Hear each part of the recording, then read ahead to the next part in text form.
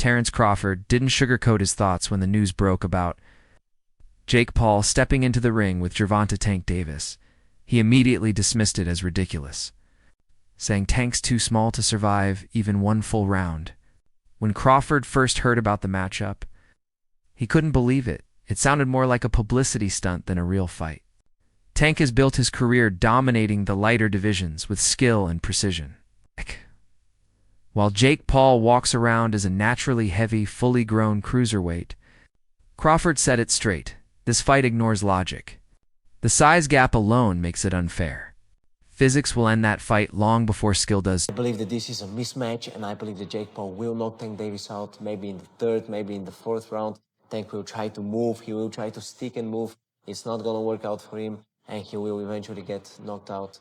To be honest, on the Full Send podcast, Crawford made it crystal clear, Jake's just too big for Tank. It's coming from a multi-division world champion like Crawford.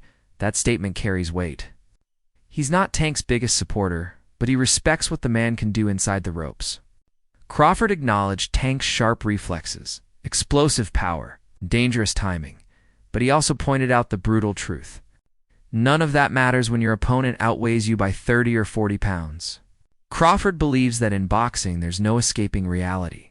Size, mass, and strength always win when the difference is that huge.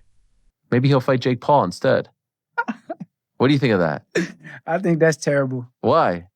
I mean, I get it because at the end of the day, it's the money business, and you want to make the most money. But from what I'm hearing, he can make more money in a fight with me. And if that's the case, why not fight me? Sure. Do you think he beats Jake Paul?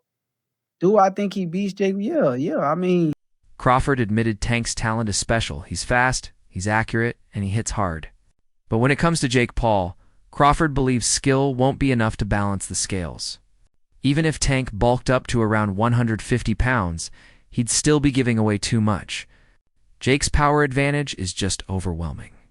Crawford called it a battle between raw force and refined timing, and in that equation, force wins. To make things worse, Tank hasn't looked his best lately.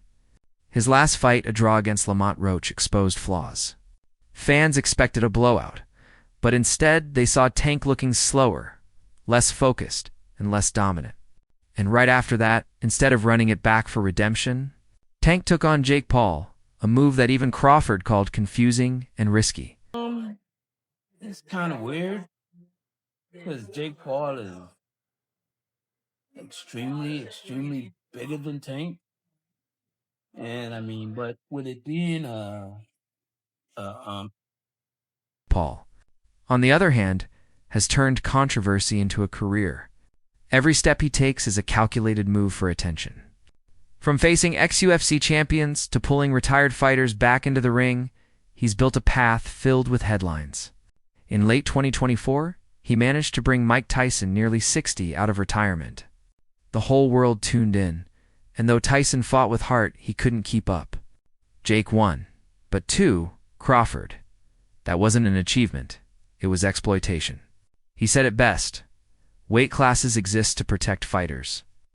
You can't rewrite the rules of nature just for views.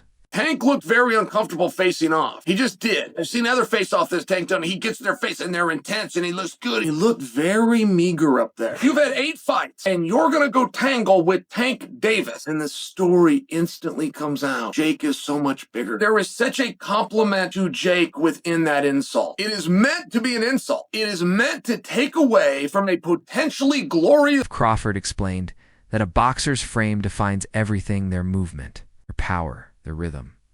He agreed Jake's not as sluggish as critics think, but the physical difference still makes the fight a mismatch.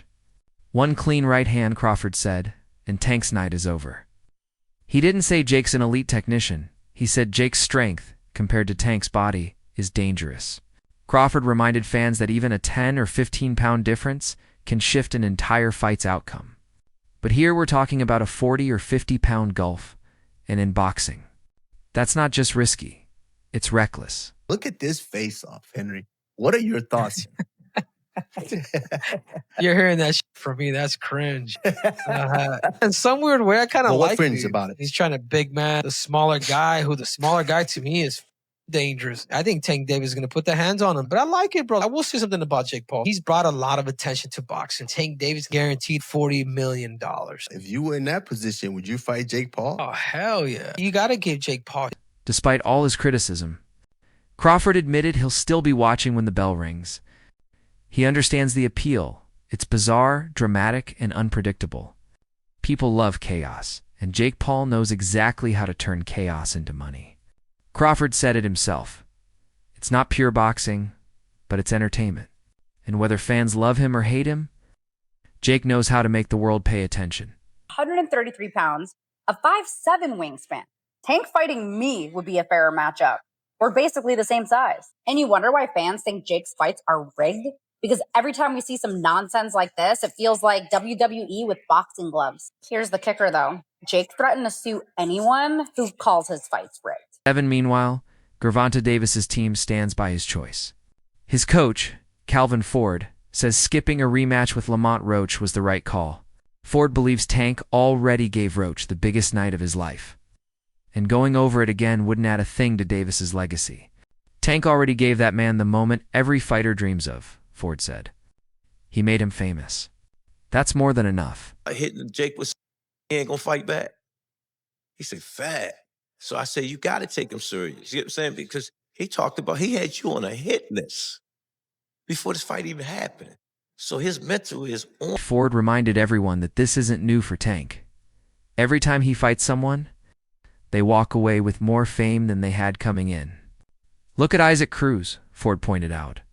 Nobody knew him until he fought Tank. Now he's got his own spotlight. From Leo Santa Cruz to Ryan Garcia, every one of Tank's opponents came out more recognized after sharing the ring with him. Ford's message was clear. Tank Davis doesn't need anyone. Everyone else needs him. Jake went for the jugular. Jake comes back and says, anybody that puts his hands on a woman is a scumbag, and that's you. Tank responds. In the world of responses, it was as bad as it gets. In defense of himself, makes a comparison to P. Diddy. Jake literally just puts his head down. It's like, man. And I think that Jake was thinking in the moment. Ford further explained that Tank's focus isn't where it used to be. He's thinking about his family now, Ford said. He's earned that right. Tank's been open about his mindset lately. He's not chasing belts, records, or validation anymore. He's chasing financial freedom. He's talked about being tired of the grind, about how boxing no longer gives him the same fire. Crawford might see that as a mistake, but Ford sees it as maturity. My point still stands where it stands. Jake Paul wins this fight. I already bet Gervonta Davis in the DMs. We locked a bet. Guys, it's obvious Jake wins this fight. If you guys know anything about fighting, you know about weight classes. You know that Jake's been training for actual years. He's been locked in. That's why nobody in Tank's inner circle was shocked when he agreed to fight. Jake Paul. He had already hinted he wanted to step away soon. This fight isn't about proving anything. It's about ending things on his own terms. In front of the world, with a massive payday waiting, sources say the deal was already being discussed before his fight with Roach even ended. Tank knows he's near the finish line. So instead of chasing legacy fights against names like Shocker Stevenson or Devin Haney, he's choosing the biggest spectacle. One that guarantees both money and attention before he walks away for good. Jake Paul versus Gervonta Davis. Does Davis have a chance? Gervonta is a fucking great boxer, but he ain't gonna do shit for the Jake Paul. So you got Jake Paul by knockout, or? No, I don't got anybody, but I don't think he's just too small. It's just I don't want to beat up somebody that small. I don't want to, I don't want to lose to somebody that. For Jake Paul, he's calling this the toughest test of his life. This is real, he said. Tank's a legit top 10 fighter. Since his professional debut in 2020, Jake's built a reputation as both entertainer and underdog. From knocking out Nate Robinson to beating UFC champions like Tyron Woodley and Anderson Silva, he's moved from YouTube star to a real name in combat sports. His knockout over Woodley went viral across the world, but this time he insists it's not about views or fame.